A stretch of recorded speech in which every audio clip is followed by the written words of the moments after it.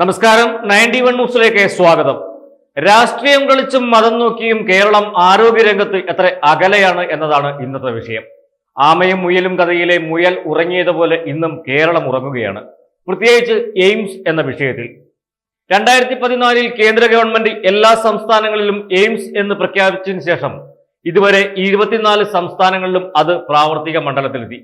എന്നാൽ കേന്ദ്ര സർക്കാർ നിഷ്കർഷിക്കുന്ന മാനദണ്ഡങ്ങൾ പാലിച്ചുള്ള സ്ഥലം നൽകാത്തതിനാൽ കേരളത്തിൽ എയിംസ് പ്രാവർത്തികമായിട്ടില്ല. മധ്യ കേരളത്തിലെ എല്ലാ അടിസ്ഥാന സൗകര്യങ്ങളുമുള്ള കോട്ടയം ജില്ലയിലെ വെള്ളൂരിലെ HNL വക സ്ഥലം എയിംസിനായി നൽകണമെന്ന് അനവധി സംഘടനകൾ കേരള സർക്കാരിനോട് ആവശ്യപ്പെട്ട് രംഗത്ത് വന്നിരുന്നു. കഴിഞ്ഞ 3 വർഷമായി ജനകീയ പ്രതികരണ വേദിയുടെ നേതൃത്വത്തിൽ എയിംസ് അറ്റ് വെള്ളൂർ എന്ന പേരിൽ ക്യാമ്പയിനും നടത്തപ്പെടുന്നുണ്ട്. പല രാഷ്ട്രീയ നേതാക്കളുടെയും സംഘടനകളുടെയും സംഘടിപ്പിച്ച് പല സമരങ്ങൾ നടത്തിയെങ്കിലും സംസ്ഥാന സർക്കാർ നിസ്സംഗ സമീപനം സ്വീകരിക്കുന്നത് എന്തുകൊണ്ട് എന്ന് മനസ്സിലാകുന്നില്ല. സ്വകാര്യ ആശുപത്രി ലോബികളും മറ്റ് സങ്കുചിത താല്പര്യക്കാരും ഇതിനെതിരായി ചരടുവലി നടത്തുന്നതാകാം കാരണമെന്ന് ജനകീയ പ്രതികരണ വേദി അധ്യക്ഷൻ രാജു തക്കക്കാല പറഞ്ഞു.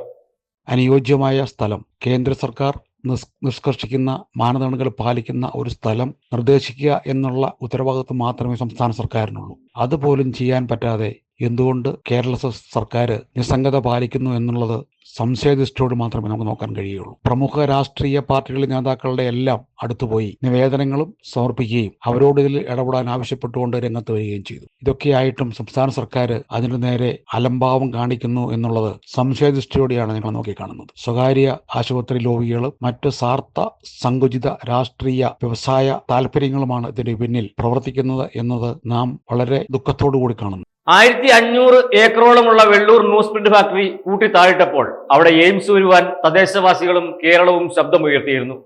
വെറുതെ കിടക്കുന്ന ആ സ്ഥലത്തിൽ എയിംസ് വരുവാൻ വിവിധ സംഘടനകൾ കാംക്ഷിച്ചു.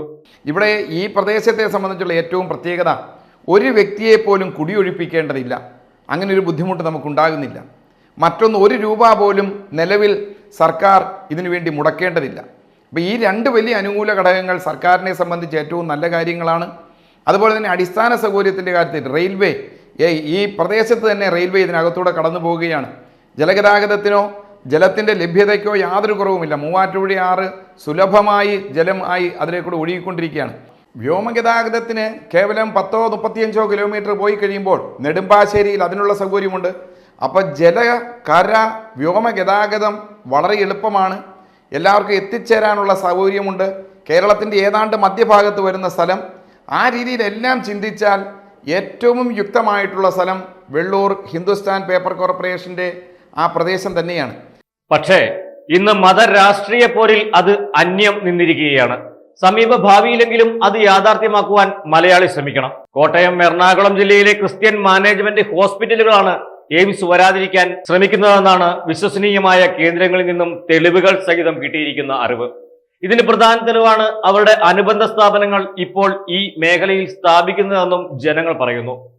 ഒരു കാരണവശാലും എയിംസ് വെള്ളൂരിൽ വരരുത് എന്ന സ്ഥലം MLAക്ക് പോലും തിട്ടൂരം വന്നു എന്നാണ് അറിവ്. എയിംസ് കോഴിക്കോടാകാം എന്നൊരു കഥയും ഇപ്പോൾ വാർത്തയായിട്ടുണ്ട്. ജാതി, മതം, രാഷ്ട്രീയം, കച്ചവടം എന്നിങ്ങനെ പല മേഖലകളിൽ തമ്മിലൊരുത്തി നമ്മൾ എയിംസിനെ നഷ്ടപ്പെടുത്തുന്നു. അതിനിയും സഹിക്കാനാവില്ല. കോട്ടയം ജില്ലയിലെ വെള്ളൂരിൽ എയിംസ് എന്ന സ്വപ്നം നമുക്ക് എത്തിപ്പിടിക്കണം. അതിനുള്ള ശ്രമവുമായി ചാനൽ 91 എന്നും ജനങ്ങൾക്കൊപ്പമുണ്ട്. എയിംസിനെതിരായി പ്രവർത്തിക്കുന്നതാര്? ഇവരുടെ ഉദ്ദേശം എന്ത്? ഇതിനൊക്കെയുള്ള സകല തെളിവുകളുമായി, വാർത്തകളുമായി ചാനൽ 91 വരും ദിവസങ്ങളിൽ നിങ്ങളിലേക്ക് എത്തും. അതുവരെ നമസ്കാരം.